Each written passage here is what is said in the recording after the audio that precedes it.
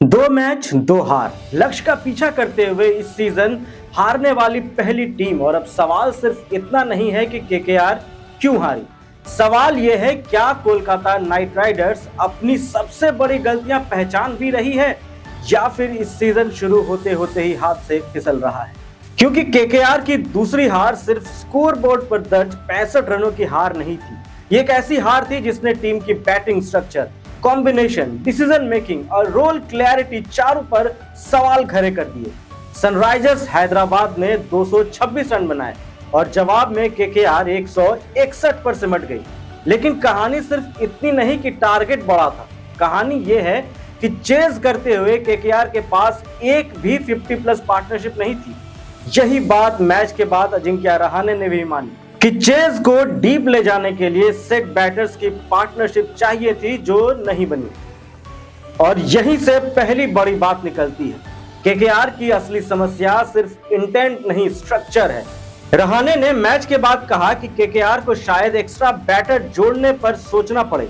जब कप्तान सिर्फ दूसरे ही मैच के बाद कॉम्बिनेशन पर सवाल उठाने लगे तो समझिए ड्रेसिंग रूम में भी क्लैरिटी पूरी नहीं है। अब आते हैं सबसे चर्चित नाम पर, कप्तान अजिंक्य रहाणे।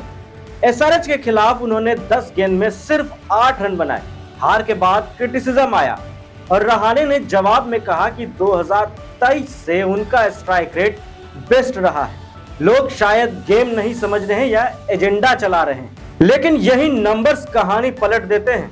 सच ये है कि रहाणे का पावर प्ले में स्ट्राइक रेट 167 का है, वाकई शानदार है, जहां वो सिर्फ अभिषेक शर्मा से पीछे हैं। लेकिन जैसे ही पावर प्ले खत्म होता है, रहाणे का ग्राफ गिर जाता है।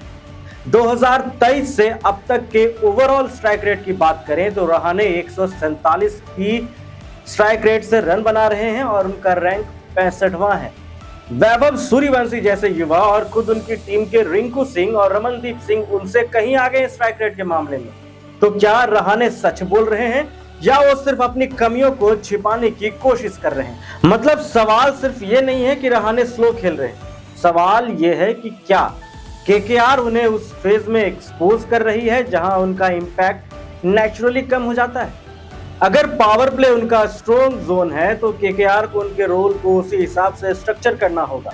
लेकिन अगर वही बैटर मिडिल ओवर्स में इनिंग एंकर भी करेगा, टेम्पो भी सेट करेगा और चेज भी बिल्ड करेगा, तब प्रेशर बढ़ेगा, क्रिटिसिज्म भी बढ़ेगा। रहाणे की बातों में कॉन्फिडेंस था, लेकिन टीम को अब कॉन्फिडेंस नहीं, क्लैरिटी चाहिए। दूसरा मुद्दा है पार्टनरशिप नहीं तो चेज नहीं। 226 का चेज कभी भी सिर्फ हिटिंग से नहीं होता। रहाणे ने खुद कहा, guys who had said they needed to take it deep. KKR ने पावर प्ले में मोमेंटम लिया, 6 ओवर्स के आसपास वे मुकाबले में थे, लेकिन कैमरन ग्रीन का रन आउट और फिर मिडिल ओवर्स में विकेट ने पूरा चेज तोड़ दिया। यानी दूसरी बड़ी बीमारी है KKR starts but KKR doesn't build. एक टी20 चेज में शुरुआत सिर्फ इग्निशन है, अगर उसके बाद 7वें से 15वें ओवर के बीच कोई पार्टनरशिप नहीं बनती तो रन रेट का प्रेशर बाउंड्री से नहीं, पैनिक से निकलता है। केकेआर के साथ यही हुआ, सेट बैटर्स रुके नहीं, इनिंग्स स्टेज वाइज आगे नहीं बढ़ी और पूरी बैटिंग कार्ड कोलैप्स की तरह दिखने लगी। तीसरा मुद्दा है रिंकू सिंह को केकेआर समझ क्यों नहीं रही। अब आते हैं शायद सबसे अहम टैक्टिकल सवाल पर, रिंकू सिंह का रोल है क्या? यह सिर्फ एक बैटिंग पोजीशन की बात नहीं है, यह केकेआर की क्रिकेटिंग इंटेलिजेंस की बात है। एसआरएच के खिलाफ रिंकू को पावर प्ले के तुरंत बाद भेज दिया गया, वह फेज जहां उन्हें रिबिल्ड करना पड़ा, रिदम बनानी पड़ी, सिंगल्स भी लेने पड़े, प्रेशर भी एब्सॉर्ब करना पड़ा। लेकिन रिंकू का नेचुरल गेम क्या है? नंबर साफ कहते हैं। आईपीएल के मिडिल ओवर्स में यानी 7 से 16 ओवर में रिंकू का स्ट्राइक रेट सिर्फ 118 का रहता है, लेकिन 17 से 20 ओवर्स में यही स्ट्राइक रेट 193 हो जाता है। यानी केकेआर अपने सबसे डेंजरस फिनिशर को उस फेज में भेज रही है जहां उसका नेचुरल इंपैक्ट कम हो रहा है। और यही वजह है कि यह टैक्टिकल मिसरीड लगता है। For a player like Rinku, entry point is everything. उनका गेम आखिरी 5 ओवर्स के लिए बना है, रिबिल्डिंग के लिए नहीं। ये सिर्फ थ्योरी नहीं, लॉसेस के डेटा में भी दिखता है। जब रिंकू लेट आए, जैसे 15 ओवर्स के बाद, तो उन्होंने 15 गेंद में 38 जैसी इंपैक्ट इनिंग्स खेली। लेकिन जब वे 6ठे, 7वें या 9वें ओवर के आसपास आए तो उनका गेम पूरी तरह से खुल नहीं पाया। यानी केकेआर एक फिनिशर को मिडिल ऑर्डर पैचवर्क बैटर बना रही है। और ऐसा करके वो अपने ही सबसे बड़े मैच विनर की धार कम कर रही है। अब आते हैं चौथे मुद्दे पर, कैमरन ग्रीन। 25 करोड़ का सवाल है। केकेआर ने ग्रीन पर 25 करोड़ खर्च किए। एक्सपेक्टेशन यही थी कि वो आंद्रे रसल जैसे रोल की तरह बैलेंस देंगे, बैटिंग भी और बॉलिंग भी। लेकिन 2 मैच में उन्होंने बॉलिंग नहीं की, बैटिंग में भी 2 मैचों में सिर्फ 30 रन, एवरेज 10 का। इससे सवाल उठना तय था और क्रिटिसिज्म हुआ भी। बाद में साफ हुआ कि green lower back issue manage कर रहे हैं और क्रिकेट ऑस्ट्रेलिया की एडवाइस के कारण फिलहाल बॉलिंग अवॉइड कर रहे हैं। केकेआर को इसकी जानकारी टूर्नामेंट शुरू होने से पहले ही थी।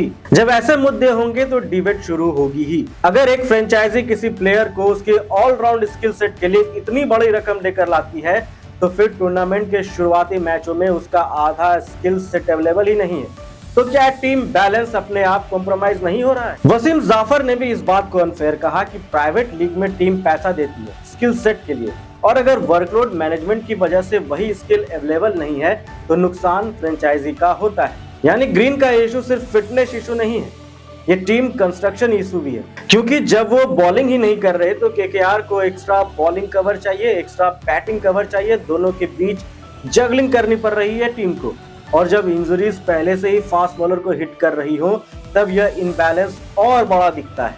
5वां मुद्दा, केकेआर का कॉम्बिनेशन क्या सच में सही है? कप्तान रहाणे ने खुद कहा कि शायद एक्स्ट्रा बैटर पर सोचना पड़े। इसका मतलब यह नहीं कि सिर्फ एक प्लेयर अंदर बाहर होगा, इसका मतलब है कि केकेआर अभी तक अपने सबसे इफेक्टिव 11 को लेकर आश्वस्त ही नहीं है।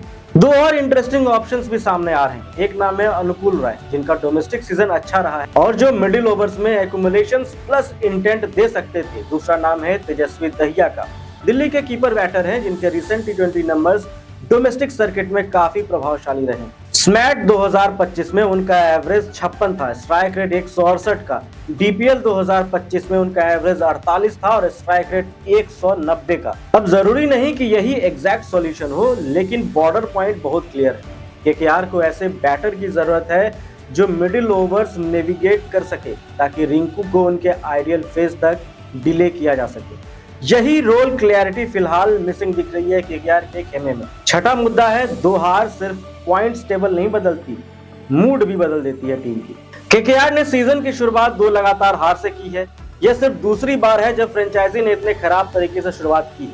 अब पॉइंट्स टेबल पर टीम नीचे है, नेट रन रेट -2 के करीब पहुंच चुका है और अगले होम गेम्स प्रेशर के साथ आएंगे।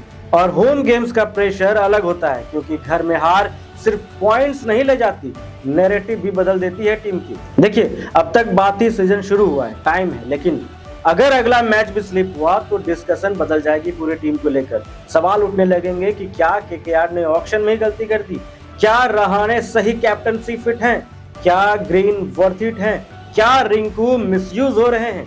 यानी 2 हार के बाद तीसरा मैच सिर्फ 1 मोर गेम नहीं रहता, वो सीजन नैरेटिव टेस्ट बन जाता है। तो केकेआर की सबसे बड़ी प्रॉब्लम क्या है? मेरी नजर में 3 है।